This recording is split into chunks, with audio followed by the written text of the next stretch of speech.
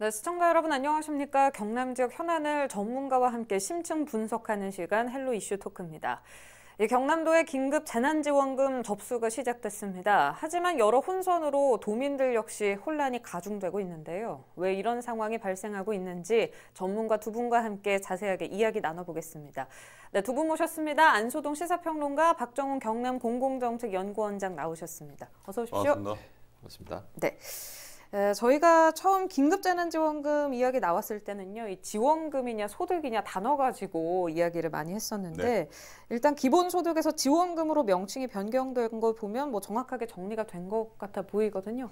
네, 뭐 일단 처음에 재난기본소득이라는 단어를 사용하던 정부와 광역단체들이 이제 전문가 집단의 그 비판과 의견을 받아들인 것으로 보여지고요. 그러니까 지금은 대부분 이제 긴급재난지원금 정도로 이렇게 이야기를 하고 있습니다. 네.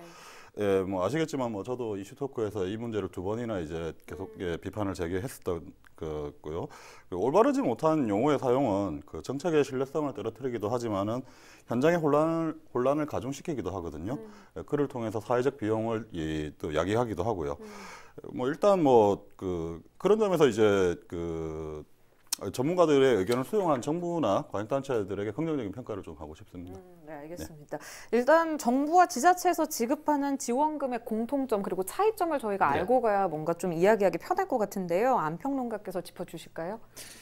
네, 뭐 재난지원금은 뭐 크게 보면은 뭐 여러 가지 용어가 좀 혼란이 있지만은 크게 보면은 이제 지금 여러 가지 어려울 때 국가 재정으로 또는 지자체 재정으로 이제 어려움을 덜어주기 위해서 이제 긴급하게 지원하는 현금성 내지는 현금 지원인데 아마 이런 게 이제 역사적으로 우리나라 역사상 처음인 것 같죠. 그러다 보니까 뭐 여러 가지 준비하는 과정이나 시행하는 과정에 이제 여러 가지 뭐 혼란도 있고 또 좀 이해가 좀 부족한 면도 있을 수밖에 없는데 저는 뭐 이게 큰 문제는 세 가지로 봅니다. 이게 재원이 가능한지, 그다음에 지급 대상의 어떤 기준이 명확한지, 그리고 이제 이게 중앙과 지방에서 이제 지원을 하다 보니까 중복성 문제가 있죠. 중복 지원. 뭐 이렇게 되면 이제 차별적인 지원 문제가 나타날 수도 있고 여러 가지가 있는데 간단하게 말하면 중복 지원이 가능하죠. 그래서 이게 이제 가장 큰 문제인데 중앙정부 재난지원금 100% 국비로 100% 국민에게 지급을 하죠. 이제 그렇게 결정이 됐는데 기존의 방침은 이제 정부하고 중앙정부와 지방정부가 80대 20으로 20%는 이제 지방정부에서 대기를 했는데 이게 그 국가 재정의 조정을 통해서 전부 이제 국가 재정으로 하기로 이제 결정이 거의 났지 않습니까? 이렇게 되면은 기존에 이제 그 준비를 해왔던 지자체에서는 재정적인 여유가 있죠. 그러다 보니까 자체적으로 이 재정을 이제 지원을 하려고 하는 이 지방자치적 움직임이 많은데 뭐 예를 들면은 경남 같은 경우에도 소득 하위 50%에서 4인 가구 기준으로 이제 50만 원까지 지원을 하고 그다음에 통영이나 거제시 같은 경우에도 하위 30%에서 뭐 많게는 50만 원까지 중복 지원을 한다는 계획을 갖고 있습니다. 네, 알겠습니다.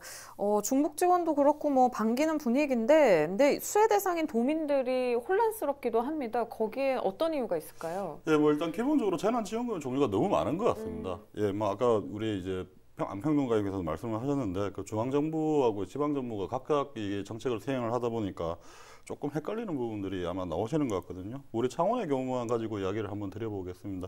경상남도에서 지급하는 긴급지원금이 있고요. 예, 그리고 또 창원에서 또 이번에 따로 실시하는 긴급재난지원금이 또 따로 있습니다. 예, 거기다 중앙정부에서 나오는 이제 뭐 소상공인 대책이라든지 무급휴가 근로자 지원 대책 여러 종류가 있거든요. 뭐 사실 제가 한 지인을 도와서 지난 24일에 창원시에서 실시하는 특수 형태 근로자와 프리랜서 생계비 지원 프로그램을 직접 신청을 해봤는데요. 이 과정에서 여러 가지 문제점을 제가 발견을 했었습니다. 네. 뭐 그중에 뭐 일단 가장 큰 문제가 일단 준비 서류가 너무 많다는 점이거든요. 아, 그러면 서류가 많은 게 문제다 이렇게 보시는 건가요? 예, 뭐 일단 창원시는 이제 생계비 신청서를 이제 비롯해서 한 6종류에서 8종류 정도의 서류를 요구하고 있습니다. 근데 이 서류들을 한 장소에서 이게 다 증거할 수 있는, 신청하거나 수령할 수 있는 그런 서류들이 아니고요. 예, 뭐 여러 장소에서 이게 개별적으로 이제 서류를 떼야 되는 그런 현상이 있습니다. 특히 이제 노무 미제공 확인서 같은 그 특수고용 노동자들에게 일을 주는 원청사에서 받아야 하는 그런 서류들이 있는데 이런 것들은 사실 그리고 또 고용보험 미가입 확인서 이런 것들은 인터넷 발급이 가능하다고는 하는데 서버가 폭주를 하는 바람에 실제로는 인터넷 사용이 지금 불가능한 상태였거든요. 뭐 그래서 이제 근로복지공단에 가서 이제 발급을 받아야 되는 상황이고요. 그리고 뭐 등본과 가족관계 확인서는 또 주민센터를 가서 이제 또 해야 되고요. 근데 이런 서류를 다 갖춰가지고 별도의 신청상소를 찾아가야 됩니다. 예, 창원에서 이제 창원시 같은 경우는 이제 그 5개 구가 있지 않습니까? 구별로 이제 한 곳씩 그 신청서, 예, 지원서를 이제 작성해서 제출하는 곳이 지금 예, 지정이 되어 있거든요. 예, 뭐 사실 뭐 이 지원금 하나를 신청하기 위해서 최소 3곳에서 4곳, 5곳까지 이렇게 들러야 하는 상황이 지금 발생을 하는 거죠. 네, 프리랜서 같은 경우에는 사실 말이 쉽지 이렇게 서류 떼러 어디 가고 하는 게 쉽지 않은 상황이거든요. 일단 딱 들어봐도 종류가 많고 발급 절차도 좀 까다롭다는 생각이 드는데 그 중에서도 뭔가 더 힘들고 까다로운 서류가 있으면 어떻게 예, 될까요? 아무래도 이제 노무 미제본 확인서 같은 경우가 아마 그런 경우가 될 것 같은데요. 이게 한 3가지 정도의 문제를 가지고 있는 것 같습니다. 그 첫 번째, 네. 프리랜서들은 전형적인 의뢰 위치에 있는 사람들이지 않습니까? 근데 이게 자신에게 업무나 일을 주고 있는 갑에게 이런 서류를 작성해달라고 요구하는 것 자체가 심리적 부담이 생길 수가 있고요. 두 번째, 뭐 산업 현장이나 교육 현장에서 일하는 강사들이 있지 않습니까? 이분들은 기본적으로 한 3-4개 정도의 메인 교육장을 가지고 일을 하거든요. 근데 나머지 특강 형태로 이렇게 일을 하고 있는데 이런 경우에는 어디에 누구에게 신청을 해야 되는가에 대한 문제가 발생을 하는 겁니다. 그리고 이제 3번째 문제인데 화물자동차 기사나 건설기계 기사들 같은 경우는 초단기로 일하는 뭐 일자리도 많고요. 한두 달 이렇게 일을 하시는 분도 계시는데 이 문제는 이제 개인 차주가 이제 이 기사를 고용했을 때 사실 이 개인 차주가 이 노무 미제공 확인서를 작성해 줄 능력이나 이런 여력들이 안 되는 경우들이 있거든요. 그런 경우에는 아예 신청 자체가 안 되는 거죠. 아, 그렇군요. 하지만 이게 또 다른 입장을 들어보면 행정을 담당하는 쪽에서는 이게 악용할 우려가 있기 때문에 받을 수밖에 없다 이렇게 이야기를 하고 있거든요. 네, 맞는 말씀이시고 그리고 올바른 지적이십니다. 사실 행정의 입장을 이해하지 못하는 것은 아닙니다, 저도. 근데 이제 긴급재난지원금이 국민들의 세금으로 이제 지급이 되는 거고 행정이 근거를 중심으로 하는 근거주의이기 때문에 그리고 또 그 근거가 대부분 서류이기 때문에 서면이기 때문에 충분히 이해를 할 수는 있습니다. 근데 이제 제가 지난번 이슈토크에 출연해가지고 말씀을 드렸듯이 서류로 증명할 수 없는 부분들에 대한 그 혜택을 분명히 우리가 이야기를 해야 된다. 종합적인 대책을 이야기해야 된다라는 주장을 했던 적이 있습니다. 뭐 다시 한번 부탁드리지만 프리랜서와 특수형태 근로자들의 직무 특성을 잘 파악을 하셔가지고 그들에게 필요한 정책을 만들어 주셨으면 합니다. 문서로 증명할 수 있는 일을 가진 사람들은 법인체에 근무하거나 급여생활자나 개인사업장을 운영하시는 분들이라고 저는 생각을 하거든요. 지금 창원시가 이 27일까지 대상으로 하고자 했던 프리랜서와 특수형태 근로자들은 창원시가 요구하는 문서를 만들 수 있는 능력이 없거나 받아올 능력이 없는 사람들일 수도 있다는 점을 기억해 주셨으면 합니다. 더욱이 인근의 부산의 경우에는 고용보험 미가입 확인서나 소득 확인 자료인 건강보험 납부 확인서를 면제하고 있다는 점을 볼 때 우리 창원시 행정적 문제를 고민해봐야 되지 않나 저는 그런 생각을 좀 가지고 있습니다. 네, 안평론가께서는 또 행정학 박사시잖아요. 네, 이 박 원장이 여러 가지 문제점 지적해 주셨는데 네. 여기에 대해서 어떻게 보고 계세요? 뭐 지적에 저는 공감을 하고 아주 좋은 지적이고요. 근데 이거는 뭐 이론적인 거하고 현실적인 거하고는 갭이 많은 것 같습니다. 코로나19 심각하게 이제 발령 2월 말에 있었는데 네. 이 이후에 이제 특수고용 근로자를 지원하기로 결정을 했죠. 이 특수고용 근로자는 이제 근로자처럼 일을 하는 것은 똑같지만은 법적으로 이제 그 고용보험에 가입되지 않은 분들을 말하는데 뭐 예를 들면 보험 설계사라든지 그다음에 건설 일용직 택배기사 퀵서비스 뭐 이런 분들이 있고 그다음에 교육이나 여가 부분에 강사로 활동하는 분, 그다음에 뭐 하역 종사자 이런 분들을 우리가 이제 다 포함을 하는데 저는 뭐 좀 늦은 감이 있지만은 이분들에게 이제 지원을 한다는 것은 굉장히 뭐 긍정적으로 저는 평가를 하고 제가 이제 통계로 좀 비교 설명을 해드리면 3월 달에 고용 통계를 보면은 취업자는 약 20만 명 정도 감소를 했고요. 그다음에 일시 휴직자가 161만 명입니다. 아이고. 그런데 이분들은 이제 사회 안전망에 이제 통계적으로 잡히는 숫자입니다. 이분들에게 고용유지금이라든지 실업급여가 이제 제공이 되죠. 그렇지만은 그 외 분들도 그렇죠. 많으시죠. 그 외분들은 예를 들면은 그 일용 근로자가 이제 3월달에 17만 명이 감소하는데 이런 분들은 사실은 이 통계도 정확하지가 않습니다. 이 통계를 쉽게 잡을 수가 없어요. 네. 그리고 이분들에게 이제 굉장히 지원이 이제 우선적으로 가야 되는데 지금 뭐 준비 과정이 여러 가지 부족한 점이 많죠. 네. 일단 이렇게 문제점을 짚어주셨는데 저희가 문제점을 알기 때문에 뭐 정부에선 시일이 걸리는 걸 감안해도 네. 경남도 자체에서만큼은 이 지원 절차가 좀 바뀌어야 되는 거 아니냐 이렇게 요구를 하는 목소리들이 있습니다. 네. 그렇게 된다면은 가장 먼저 어떤 부분이 좀 수정돼야 할 것 같다 보고 계신지. 이게 이제 처음 하다 보니까 여러 가지 이제 그 미비된 점이 많습니다.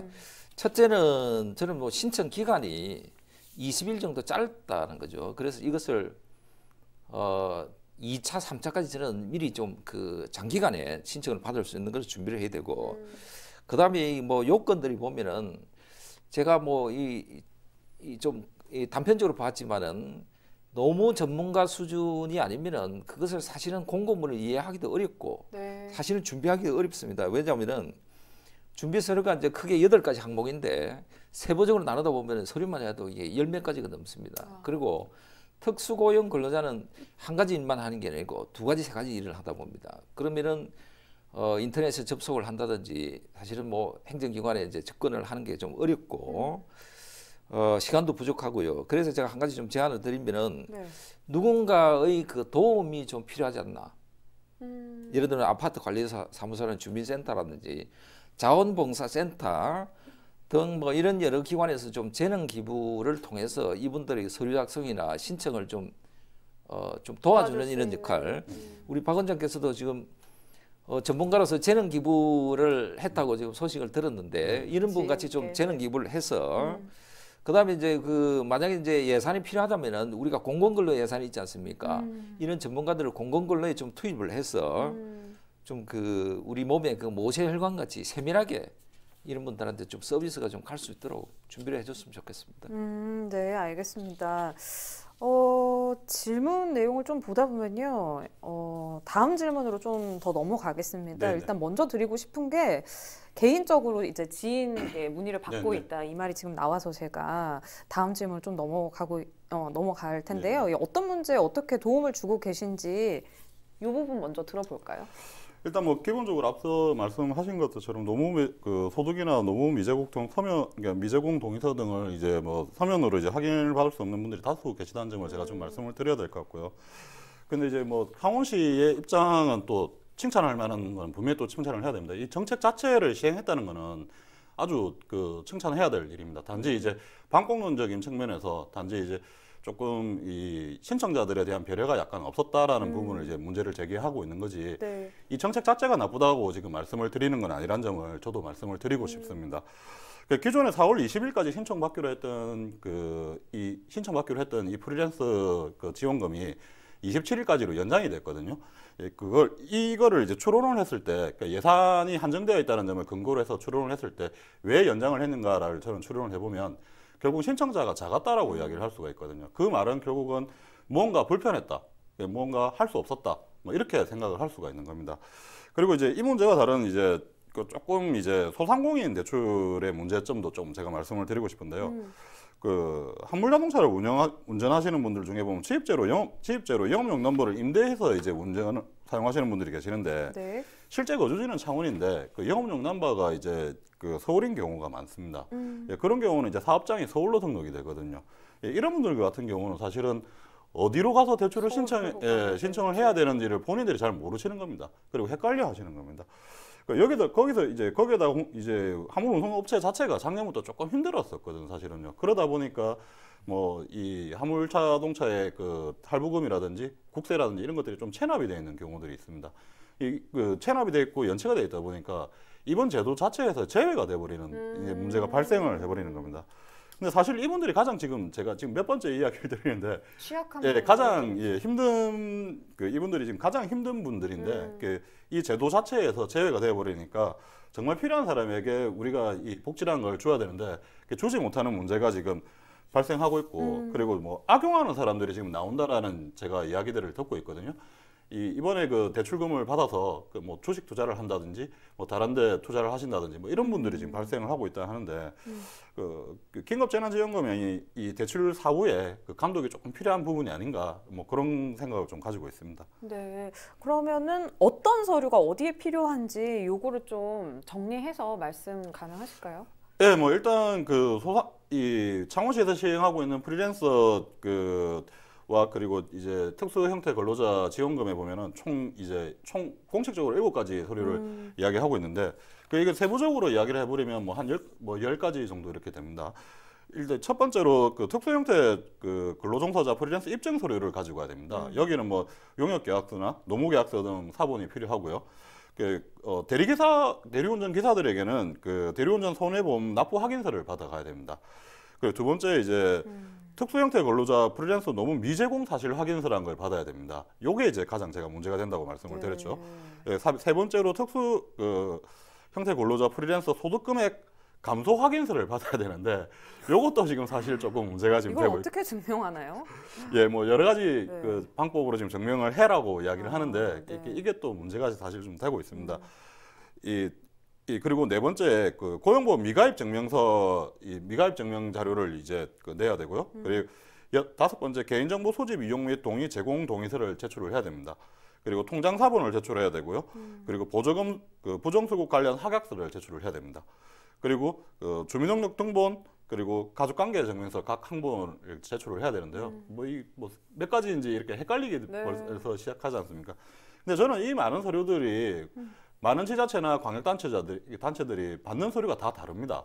근데 왜 다른가를 곰곰이 이렇게 생각을 해보니까 일정 지자체, 일정 광역단체나 지역단체에서는 행정정보 동의서를 받아서 그 광역단체나 지자체에서 직접 다른 기관의 행정정보를 조회를 해서 본인들이 받기 때문입니다. 네. 우리도 창원시도 경상남도도 이런 적극적인 그 자세로 도민과 시민에게 공공봉사 동기를 조금만 더 활용하셔서 서비스의 마인드로 좀 접근해 주셨으면 하는 그런 바람이 있습니다. 네, 저희가 참 지원금이라는 좋은 제도, 좋은 취지의 제도를 놓고 다소 안 좋은 얘기들만 좀 나눈 것 같은데요. 분위기를 조금 전환해 보겠습니다. 그래서 여차저차 뭐 받은 긴급 재난지원금 얼마까지 받을 수 있을까요?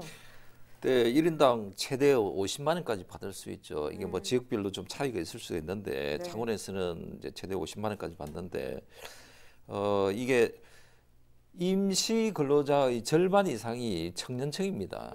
그래서 청년층 실업자가 상당수가 이제 임시적이나 불안정한 이런 상태에 놓였는데 뭐 이 부분에 저는 심각성이 크다고 보고 행정 인력이 뭐 여러 가지 이제 부족하고 과외 업무가 이제 상당히 이제 그 가중이 되겠죠, 행정관청에. 그렇지만은 이런 부분은 좀 내가 겪고 있는 아픔이다 이런 차원에서 좀 공직사회에서도 좀 적극적으로 좀 대처를 해야 되고, 사실은 뭐 불안정 노동자에 대해서는 우리가 정책적으로 제일 고민이고 제일 먼저 접근을 해야 되고 풀어야 될 과제인데 이분들에게 뭐 1차는 이제 1차적으로 끝이지 말고 2차, 3차까지 이분들을 좀 살펴볼 기회를 가져야 된다. 저는 그렇게 판단합니다. 네, 알겠습니다. 대부분 일시적으로는 이게 사태를 수습하기 힘들다, 장기전으로 가야 된다 이렇게 보고 있는데요. 근데 지자체 정부 입장에서는 이걸 계속해서 하는 게 분명 무리가 있거든요. 짧게 이 부분에 대해서 말씀해 주세요. 네, 말씀하신 부분을 매우 공감하고요. 그래서 지난번에 제가 이슈덕후에 출연해서 그 중앙정부의 정책은 강력하게 집행하되 지방적인 정책은 조금 유보를 하는 스탠스로 갔으면 좋겠다고 말씀을 드렸는데요. 만약에 이게 지금 이 소비 감소로 이어지면서 그 기업이 부실화됐을 때, 그리고 우리가 공적 자금을 투입해야 되는 상황이 발생했을 때를 대비해서라도 지방 재정이라도 조금 확립을 해두는, 네. 축적을 해두는 그런 형태로 좀 갔으면 합니다. 네, 알겠습니다. 여기까지 듣도록 하겠습니다. 오늘 두 분과 함께 이야기 나눠봤는데요. 도민을 위한 정책인 만큼 혼선은 반드시 수정 보완돼야 합니다. 경남도는 재난지원금이 가장 필요한 도민의 목소리에 귀 기울여주길 당부 바라면서 이상으로 이슈 토크 마무리하겠습니다. 네, 유튜브 채널 헬로 경남 통해서 다시 보실 수 있습니다. 시청해주신 여러분 고맙습니다.